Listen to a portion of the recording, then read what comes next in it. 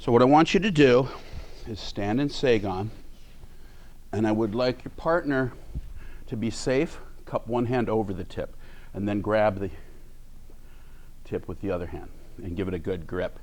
Because what I'm going to do is see if I got have the proper structure here. So first thing is just passive.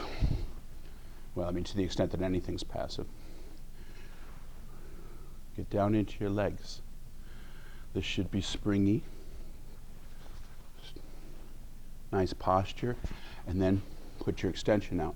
And what I would like your partner to do is push and pull. A little harder. Okay? Just start with that. This is your ground path. Then we're going to practice how to release that without disconnecting things, like the arm moving separately from your center.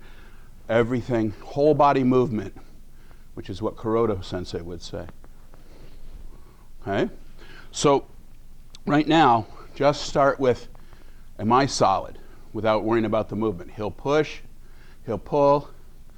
I should really be relaxed here. These muscles should be relatively soft. I mean, they're extending, no question. But within this, like if he's pushing and pulling, I should be able to move fluidly inside that without being unstable. Okay? If you're tightening up to resist what they're doing, it's not right yet. Okay? So I'm picking on Ichiro only because he's somewhat representative.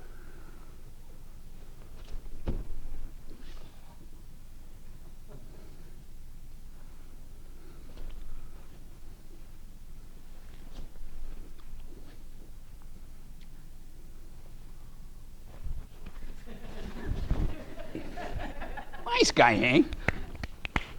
So, why is this happening? Bueller, anyone? Arrow. Not connecting the sword to the body. So, if you disconnect this and then the arms start out, okay, even a little bit, right about here, then the draw here is running this spiral and a wave that goes this way, and it'll take you right up off your base.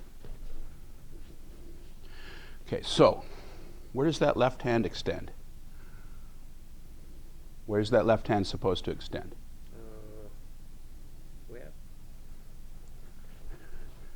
You drop a plumb line straight down your center. It should come out between your feet, and from that spot out about 40 inches, and that's where this extends to. This hand is extending down to the floor. And even when he does a ski, the range is no greater than this, so that it's never not extending to the floor. The moment it starts to extend out, the sword disconnects from your center. Okay, so before you push and pull on your partner, come over here, put your hand under their left hand and try and lift straight up. Okay, now do your shoulders go up and down while you're doing this? Yeah, so that's good. So if you keep that extension into the floor, well, you're letting it go though, keep it. This is extending out from your hara, but that's extending down, and make your elbows heavy. Things just got a lot more solid. They're still spongy though. Okay. Now drop into your legs, because you see that wobble I'm getting up there?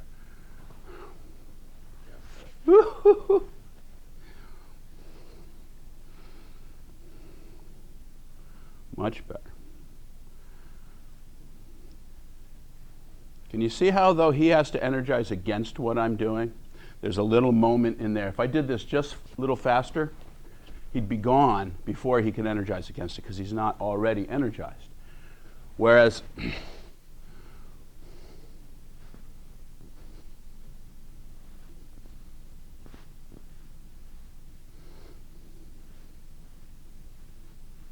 there's a little bit of flex in here. I'm not rigid, but when he pulls, it goes out and hits my front extension. When he pushes, it goes into my back leg. Okay? And there's no wobble up here. Whatever shock absorption is happening is happening in here where the elbows are. If I white knuckle this and make my arms rigid, that push will go right into my center. He'll hit it, and I'll get pushed back. Okay, so this is just like an empty hand. If Josh came over and grabbed me, and he starts pushing, it's the elbow and the flex of the elbow. So no matter how hard he pushes, this is soft. And that takes it right into the floor. The moment I make this tight, goes up, hits my shoulders, takes me off my base. So with sword, Gleason Sensei was talking about, with sword, the handle is the elbow. So in empty hand, your fingers are the tip, obviously, and the elbow is crucial to everything. Right? We use elbow power in what we do. Right? With sword, this is the elbow. It has to be down and grounded. So the key extension is from your hara out there, out in the distance. But your physical extension from your arms, which is also your elbows, goes into the floor, so you have a ground path. If they both go that way, you're unstable. Okay? So see if you can get this relaxing. Okay?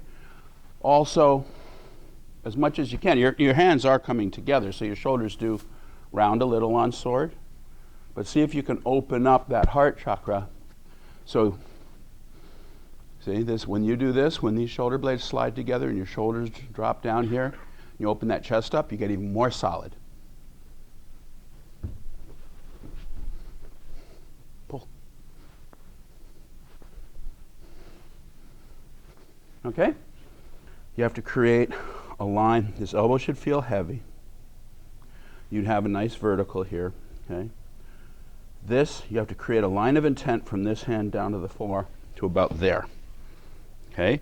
Then you create another line of intent from your hara out your tip. Okay? You actually need to have another mental line of intent from your center back, like back there someplace. And that's actually probably for most people the hardest one to do, because we're so visual. It's not hard to get focused to go where your eyes are going. It's much more difficult to get your back energized. And the systemic guys do a whole lot of things to try and get you to energize evenly in your back. Okay? But if she's got that line down and this line out, and then balances it with that line that goes back.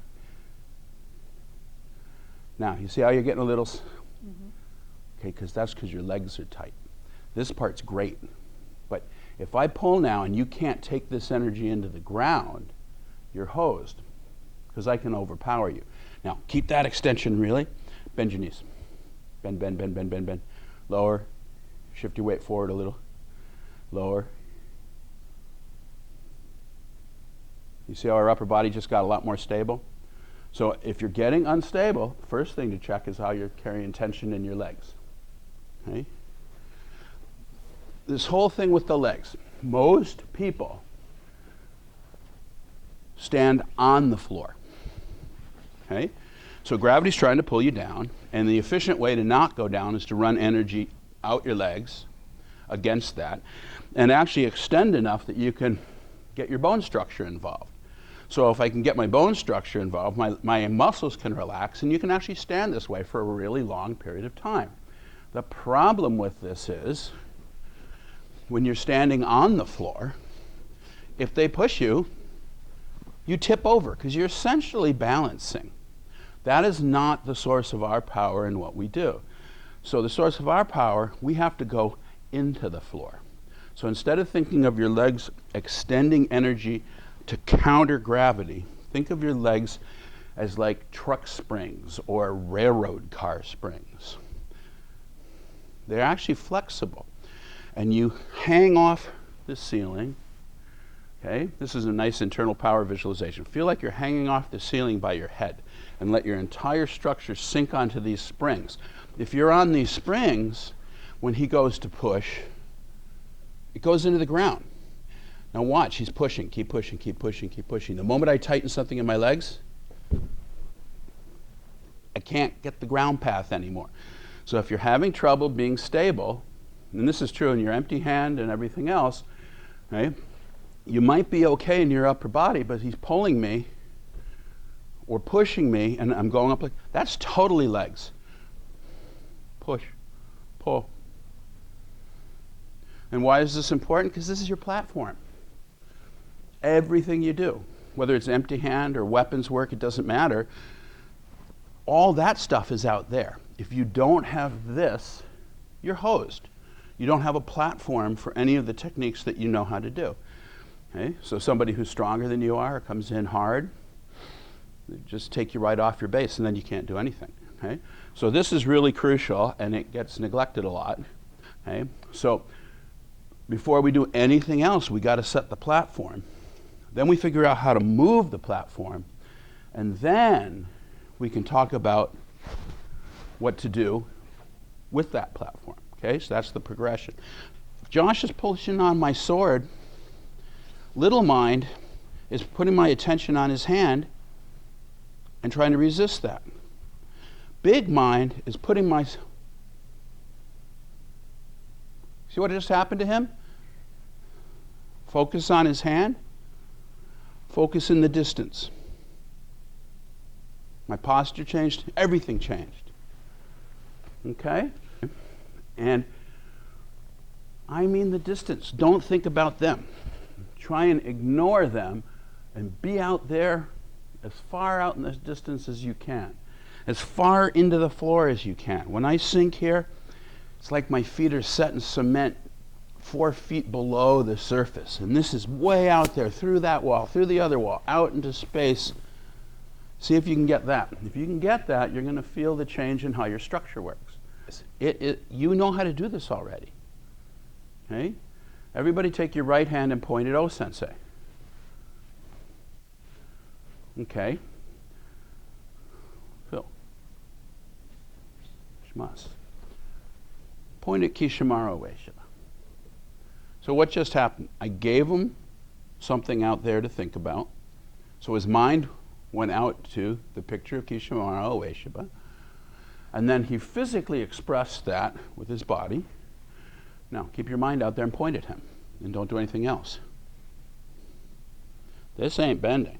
Now, if his legs aren't setting up a ground path, I can still probably push him over. But this is not going to bend. His mind's out there. And if you're having trouble with that, you have a complete failure to visualize. And what's happening is when they touch you, your attention goes to the contact point.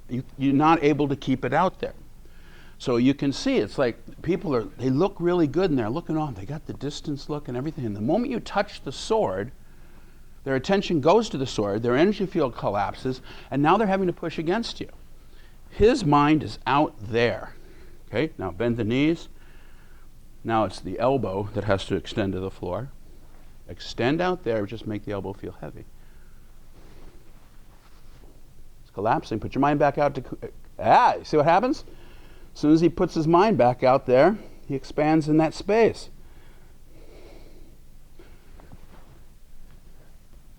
That's it. That's the whole schmear. Okay, as far as the arms go anyway. Then you got to get down here so that when you're pointing out there and he starts pushing...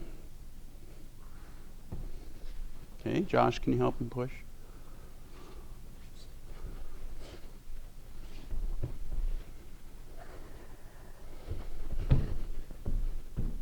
I have a ground path.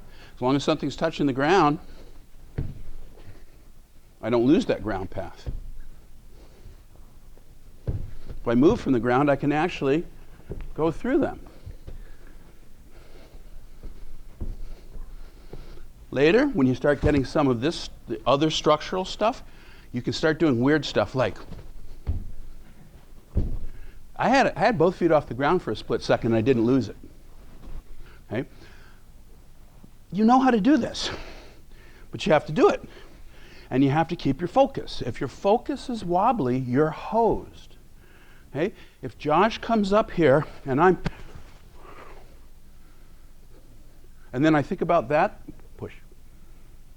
He's going to take it. The moment he does it, it's like, because I just put all of my energy right where the only place in the room he's strong. The only place in the room he's strong, as far as I'm concerned anyway, is where he touches me. That is absolutely the last place I want to have my attention go. Has to be out there. Okay? Back there, up there, out there, around this. Not at it at all. Okay? For the mental tension, bottom line is really fear. Okay? So, something's going on that's creating that mental tension. And that mental tension always reflects in physical tension in some places. Anyway, so it's this big system. Okay? But the fact of the matter is that we're not studying how to unify mind, body, and spirit. Mind, body, and spirit are already unified. This is what we were saying in Phoenix. It's already, they are not separate. You cannot talk about them separately. They cannot be separated. So what's our problem? We don't understand that, and we act as if they are separate. So training is about developing the understanding that they are unified, not trying to unify them, if that makes any sense. Okay? So let's take what we've been doing, because we need to move along, and go into movement. So if Josh Sensei's given me a good connection here, no sword. We're still on the mechanics side of this. You get to whack people till 9:30. Okay, so I would cup, Josh has a really good strong grip, but just to be safe, cup one over the tip, just so there's no way it slips and hits you. Okay? Because this is going to start getting somewhat explosive. So I get here and I organize, I expand. If I push my hara out,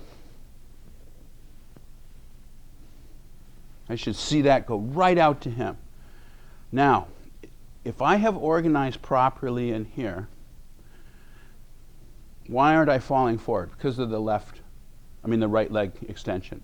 And why aren't I falling backwards? Because of the left leg. So if I release one of them, I'll move in that direction. And there's no change here. Nothing else is happening. Everything else is already there.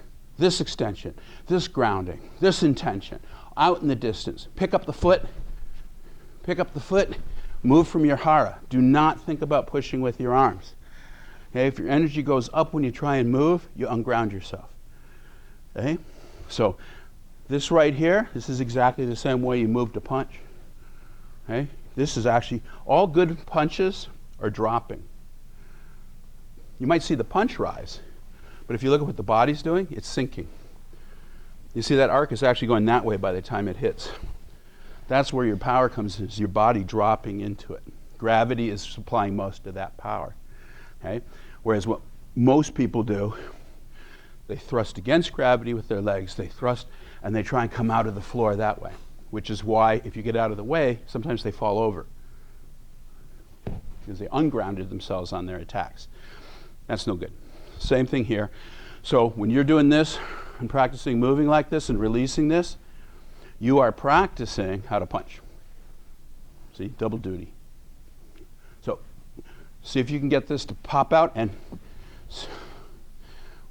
let me have the tip up a little higher. That's why I use that grip. Yes, and that one, yes. So I want that tip up and this down. Okay, this Seigan. Now right here, release. Bah. So push, push, push, push. So he's pushing against me, and I'm going to release. You see why I want that? This is really powerful, and you want to make sure you have that cupped over there, because even Josh, I'm overcoming his arm power with my whole body power. So just be really safe on this. Okay. There are people that you run into who are just proud as can be that they can't be moved. And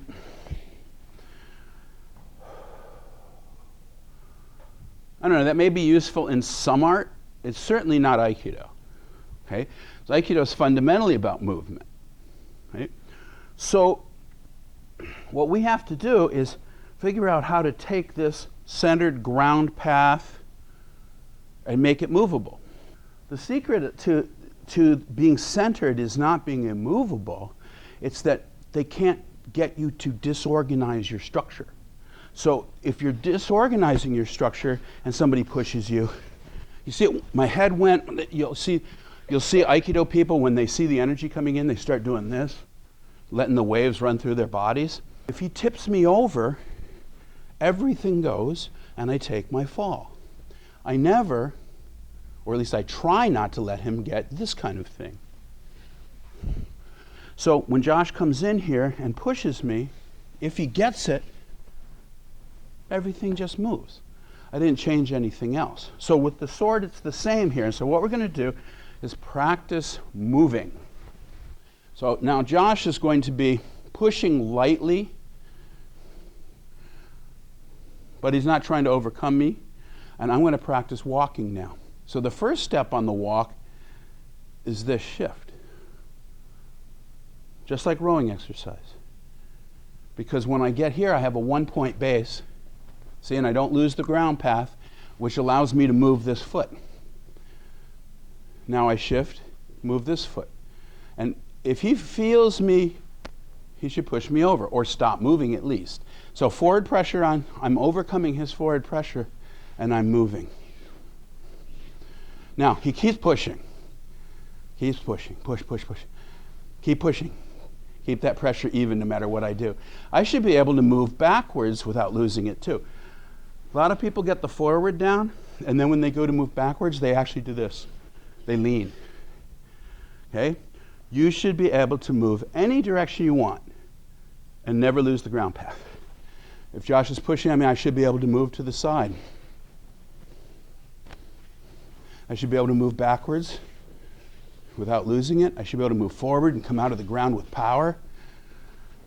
Okay? So try this. The number one thing you see that's a problem with people's kamae is weight back. Okay?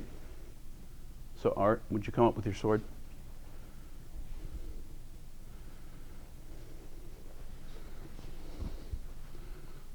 Okay? So Art's kamae right now has a forward orientation, and I can feel that. So if I tried to crowd him, he could spring right off of that, release that, and come in. No, come in. Except don't pick your arm up when you do that. Because if I don't give you the space, you've got to displace me. Oh, you didn't displace me. I don't want to get into the technical part of that, but you need to take that line. There. Now put your weight back.